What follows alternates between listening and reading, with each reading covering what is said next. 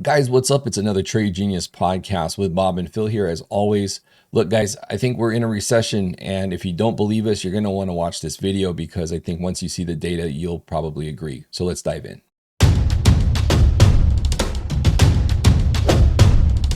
Trade Genius. So, Bob, these charts, again, a couple more charts from Reventure Consulting. And these charts that he works up really jump out at you. And of course, he's taking publicly available data, but I think it sums it up pretty well. And if you look here, and just jumping right into the topic, the savings rate in America is horrible. Like this addiction that we have to spending money is really starting to come to a head here. And we are a consumer economy. I get that, but I think we've overdone it this time. I think everybody's staying home from COVID and the lockdown. I think it just basically drained everything. There's no denying that when you get to these deep, deep, deep levels, I mean, look where we are. We're at same levels we were in the tech crash, same levels at the great financial crisis. And then here we are. So, we've shown you guys the yield curve inversion, which is, basically 10 for 10 on calling out recessions. So I think you have one more extremely strong data point here because where's the buying power going to come from? What's going to keep the economy running? Everyone's going to be maxing out their credit cards next. So this chart should really jump out at you guys as a huge warning that you're going to have to get ready because we're going to have to go through probably the next 8 to 10 months of a market that most people aren't used to, especially the younger generation has probably never really witnessed a bear market that can last a while. And so we're going to talk a little bit more about, what we can do to buffer against that. But Bob, I know you've got a lot of thoughts on the recession coming up and stuff like that, but what jumps out at you when you see this? Well, just the speed of the collapse is absolutely insane. And also the speed in which it shot up. What could fool people is that money came into people's pockets via the government, and then the government turned right around and made it impossible for you to save that money. Right. And then people were spending because you're at home and you're bored and you're not working and you have cash.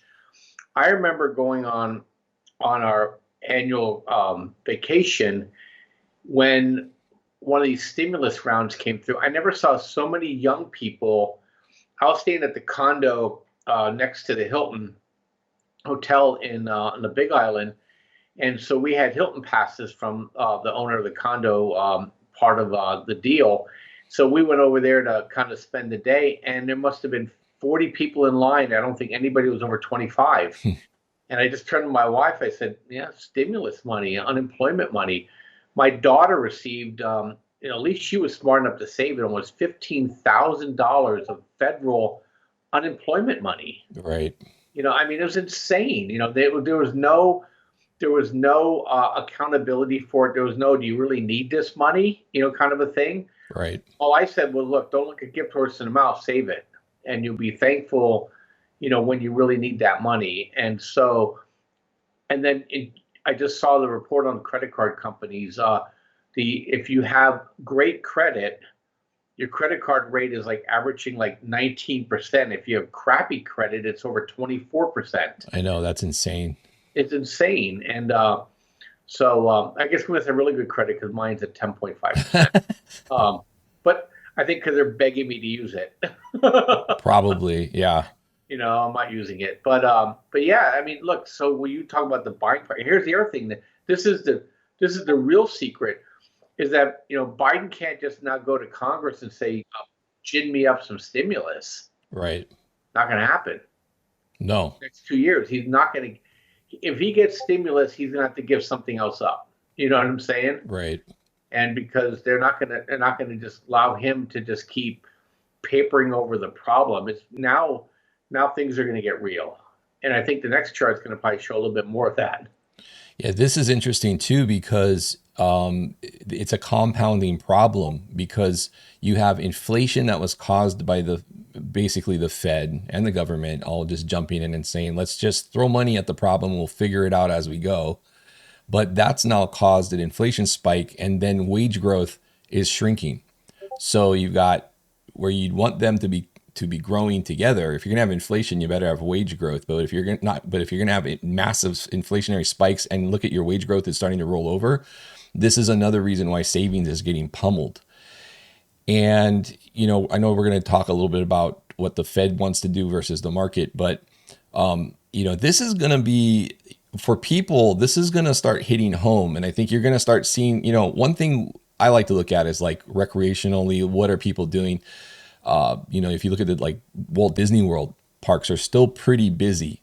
There's some things that are kind of tapering off, but I mean, the parks are still, people are still filling those parks. This is the kind of thing though that's telling you that that's probably coming to an end. And then you look at like a stock like Disney, who's already basically round trip the entire COVID pump. They could actually be going a lot lower as, because they're going to have a big headwind here. The one thing Disney doesn't want is everyone with no savings, because everybody's going to dip into their savings to go to Disney World. It's not cheap anymore. Like day tickets are like $175, but that's what everyone's been doing. They've been basically, and that's what's been amazing is like places like Disney have just been doing rate hike after rate hike after rate hike on their ticket prices. I know your daughter has probably a season pass or whatever, but anybody who's tuned into that market, it's been quite staggering what they've been able to get away with. But you can't blame them, because if they're going to keep raising prices and people keep coming, you're going to just keep doing that until the stats tell you otherwise. I wonder though, because they have economists that work for them, et cetera, if they don't see this, and I'm willing to bet we don't see another ticket rate hike in this year, because I think they probably should have economists working for them that probably see this data like we do. So I think if you see them holding off on any more hikes on prices and things like that, it's probably because they're worried about what's coming down the pipe. Yeah, your ears must be burning, Phil, because Bob Iger just literally came out and said that he's going to offer discounted season ticket prices for Disneyland next year. Yeah, I So didn't it's hear actually that, gonna but makes lower sense. prices for season tickets. Yeah. The other thing too is this is the one that's most interesting to me, because you could talk interest rates and this and that. The other thing is it's really your ability to afford things is going away, and there's only so much substitution that you can do before you have to start doing without. And that's when the population starts to get surly, because Right. people are used to a certain standard of living, Right. and they're not going to take personal responsibility for that standard of living falling. They're going to go hard at the people who they think are causing it. And I think that's something that we're going to have to keep an eye on this year, because I don't think there's going to be a pot of gold at the end of this recession. No, and I agree with you, because I think the Fed has said, enough is enough. At least that's the road that they're trying to take, right? Because every time there's been a hiccup, they bail out. They bail out. Well, the one thing they were able to lean on was the lack of inflation being, we didn't have an inflation problem. Now we have the forest fire going here on inflation. So, and you can see it in their actions, at least what they're communicating. And they came out again in the last couple of days saying, look, there's no rate cuts coming. We're gonna hold this line all the way through 2024 if we can. So that brings us to our next chart. And I know we were talking and I was like, I don't know if I can explain this very well. I know what it means, so I'm going to let you explain it, but it's the market versus the Fed basically here on this graph. Yeah, so really simple. The numbers don't matter. It's the direction of the lines that matter. So Wall Street is betting that the Fed blinks. That's the blue line. That's the blue line. So the market is saying that the Fed is going to be pausing, and then by summertime they're going to be cutting. And what Powell is saying, and what they're communicating even as of yesterday, they're saying we need to get the federal funds rate over 5%, and then we're going to hold it there throughout the year, bar none. And Powell has a problem because they said before lower for longer, remember? And then they started jacking the rates up. People are like, hey, well, we don't have to believe these guys because they always lie to us.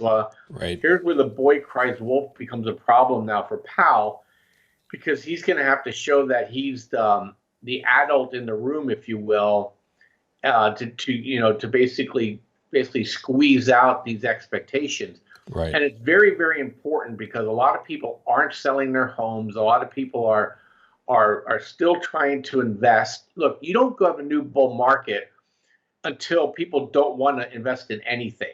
You know, Right. they're praying to God, God, please just get me out of this trade hole and I'll never put money in the stock market again.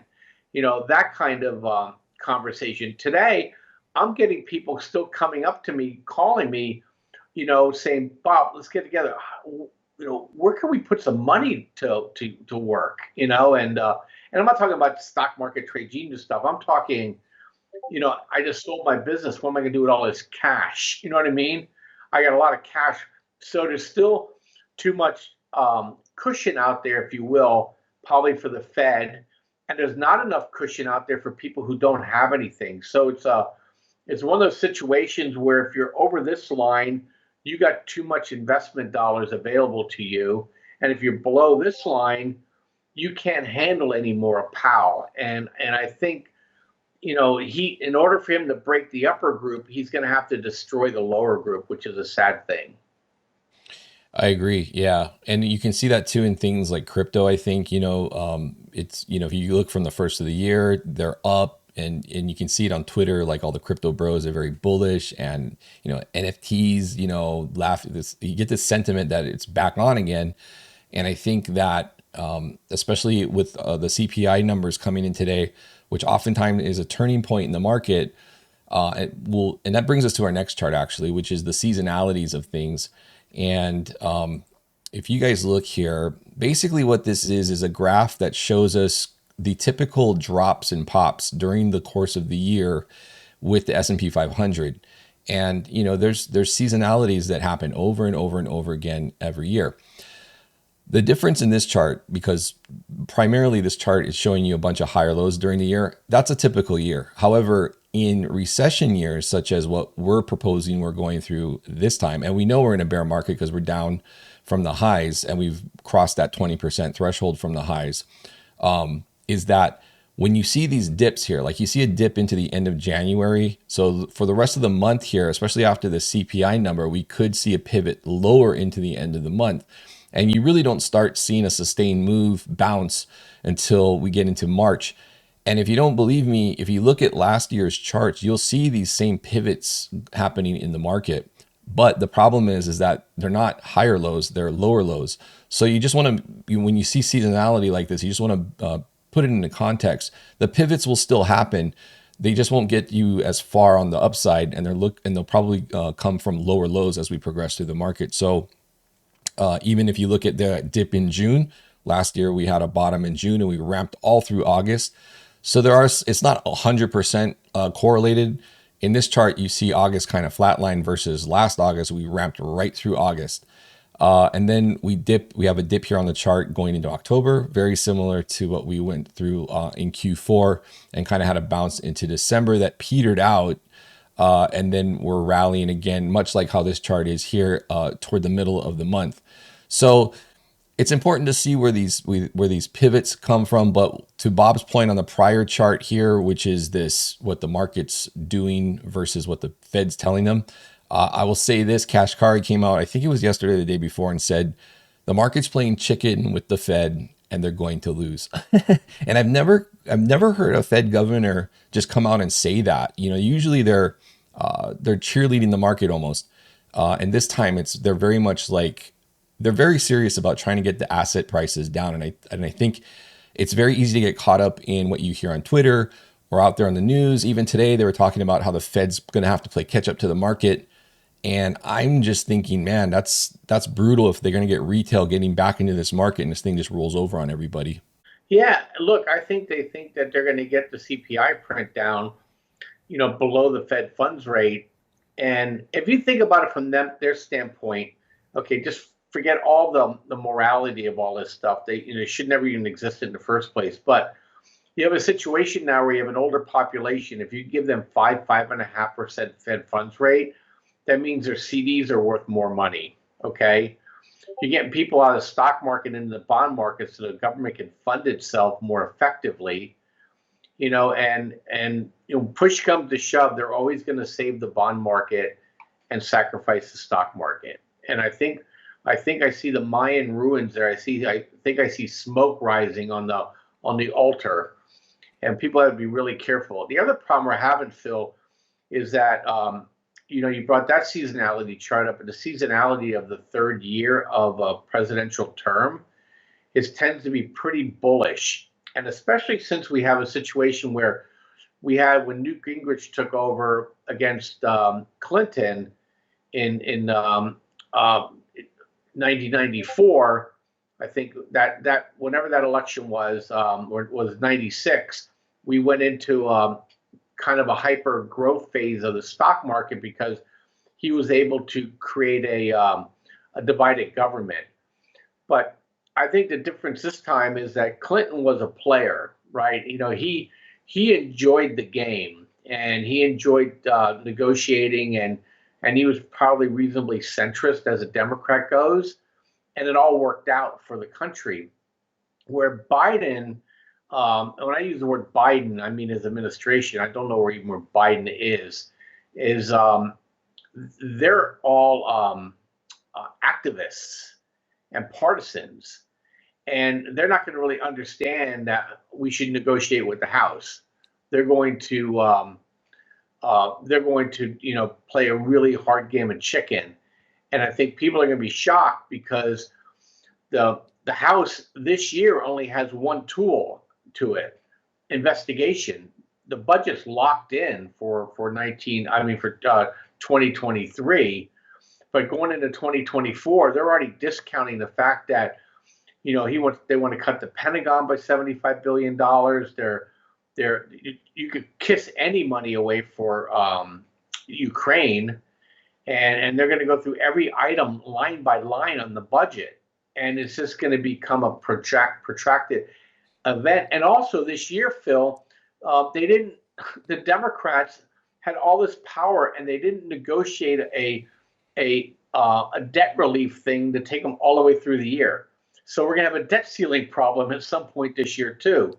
It's all very deflationary, but it's deflationary in a bad way because it's deflationary where cash flows are going to get usurped, and I think the market's not expecting that, and I think they're seeing all the good things, but they're not expecting these traps that are hitting, and heavens knows what these zero TTE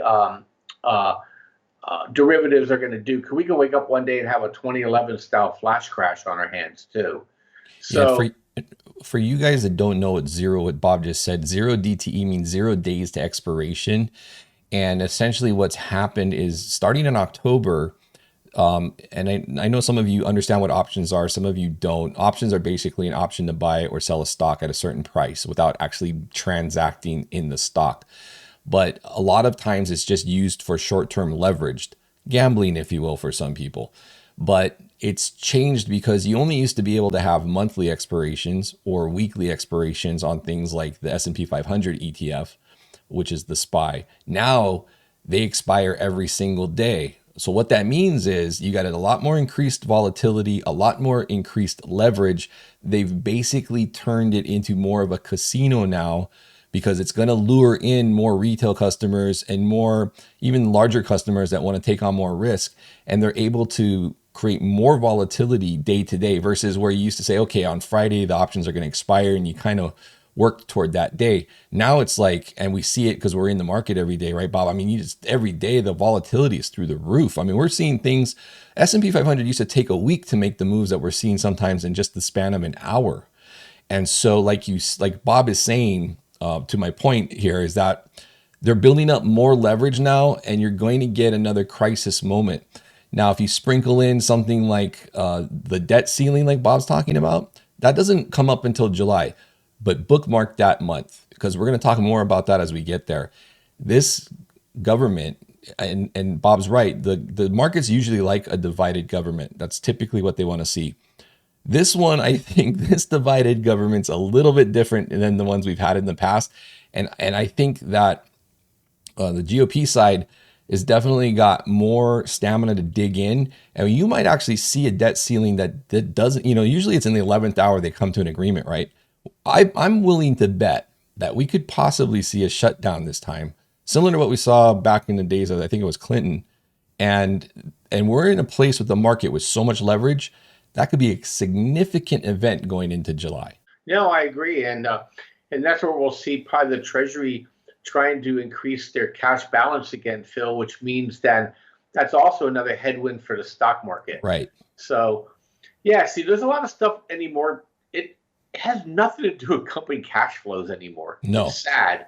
It has everything to do with how much money is moving into the casino behind the scenes. Right.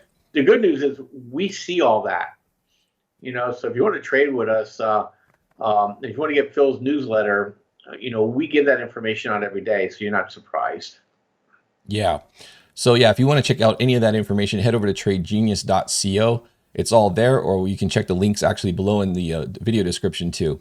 So with that, Bob, I think that's going to wrap it up for us. So thanks for watching, guys. Appreciate it. Please hit like and subscribe. It really helps us out. We do appreciate all the comments you guys give us, and let us know what you think on this video about how we're heading into a slowing growth here, inflation. We'd like to hear from you guys how things are affecting you. So please let us know, and we'll see you on the next video. Thanks, Bob. Take care, guys.